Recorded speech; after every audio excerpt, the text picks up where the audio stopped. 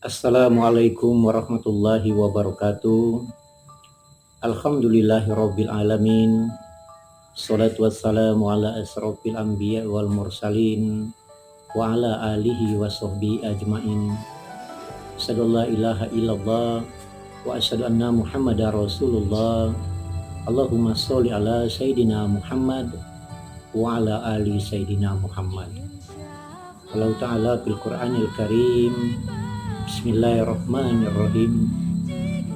Lau anzalna hadzal Qur'ana ala jabalin la ra'aitahu khashi'an mutasaddian min khasyatillah wa tilkal amsalu nadribuha lin-nasi la'allahum yatafakkarun. Shadaqallahul azim. Para pemirsa, para kaum muslimin di mana saja berada, bersyukur kita kepada Allah Subhanahu wa taala, syukur yang tiada terhingga, ucapan kalbu yang tiada bandingnya, karena kita telah diberikan Allah kesempatan, kesehatan badan. Karena nikmat yang Allah berikan yang paling banyak adalah nikmat sehat kepada kita. Salawat dan salam kita aturkan kepada junjungan kita Nabi besar Muhammad SAW yang telah membawa kita dari alam yang gelap gulita dan sekarang kita berada di alam yang terang benderang.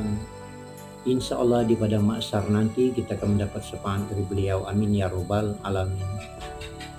Para pemirsa, para kaum muslimin di mana saja berada, melalui momen bulan Ramadan kali ini tentunya menjelang kita akan berbuka puasa di bulan Ramadan ini, ada beberapa hal yang saya ingin sampaikan. Apa itu saudara-saudara, para pemirsa dan kaum muslimin di mana saja berada? Ada 4 golongan kata Rasulullah orang yang dicintai oleh Allah Subhanahu wa taala. Golongan pertama adalah orang yang sering membaca Al-Qur'anul Karim. Nah, membaca Al-Quran ini satu huruf yang dibaca maka 10 ganjaran Allah berikan kebaikan-kebaikan kepada kita. Sementara satu ganjaran Allah berikan 10 rezeki menggiring di dalamnya. Satu huruf, apalagi beberapa ayat yang telah kita bacakan. Maka kata Allah di dalam surah Al-Hasyr, Bismillahirrahmanirrahim. Lau anzalna hadzal Qur'ana ala jabalin la ra'aitahu khashi'an mutasaddian min khasyatillah wa tilkal amsalu nadribuha lin-nasi la'allahum yatafakkarun. Saking hebatnya Al-Quran diturunkan oleh Allah ke bumi ini, apa kata Allah? Seandainya Al-Quran ini kuturunkan di atas gunung, maka gunung akan meletus atau meledak karena tidak sanggup atas kebesaran Al-Quran ini.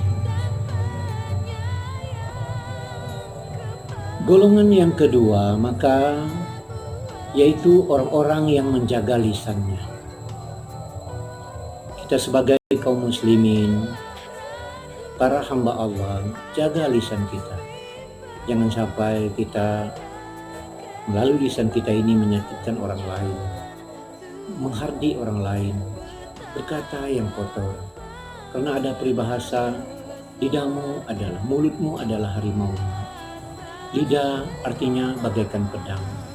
Ketika apa yang kita telah sampaikan, hal itu akan menyakitkan orang lain dan tentu tidak akan bisa kita cabut dan kembali lagi. Ibarat gelas kalau sudah retak, maka sulit untuk disatukan kembali. Maka berhati-hatilah kaum muslimin dan muslimat, para pemirsa di mana saja berada, maka Allah dan surga akan rindu kepada orang-orang yang pertama membaca Al-Quran, yang kedua adalah orang yang menjaga lisannya. Kemudian surga akan rindu kepada orang yang memberi makan orang-orang yang sedang lapar. Para pemirsa di mana saja berada, para kaum muslimin yang sedang menunggu yaitu berbuka puasa di bulan Ramadan ini. Selang Rasulullah meninggal dunia, Abu Bakar mendatangi istrinya Rasulullah, Siti Aisyah. Ya Aisyah, apa yang selama hidup Rasulullah ini yang aku tidak pernah tahu? Apa kata Siti Aisyah? Ya ayandaku, Rasulullah itu setiap hari dia datang ke pinggiran kota dan memberikan orang makan, dan orang makan ini tua renta, orangnya buta yang tidak bisa melihat Rasulullah Shallallahu Alaihi Wasallam.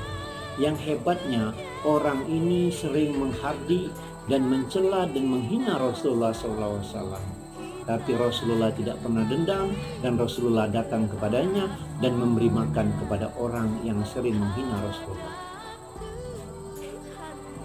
Didatangi Rasulullah, makanan dilumatnya dan kemudian diberi makan, tetapi orang tua ini masih tetap menghardik dan menghina yang namanya Muhammad Sallallahu Alaihi Wasallam.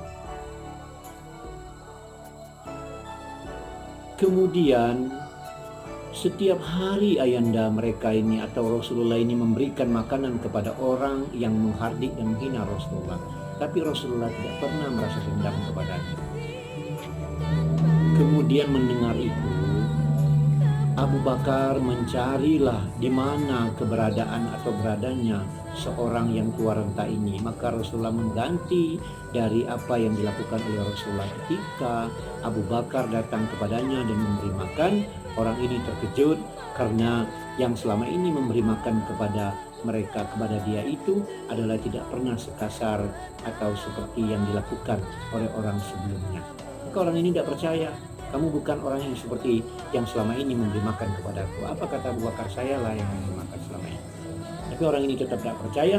Akhirnya Rasulullah, Abu Bakar menceritakan kepada seorang yang tua renta ini bahwa yang selama ini memberi makan kepadamu adalah Rasulullah Muhammad Sallallahu Alaihi Wasallam. Allahu Akbar. Wanita ini langsung jatuh pingsan, dan ketika dia sadar, dia berkata, kemana orang yang selama ini memberi makan kepadaku?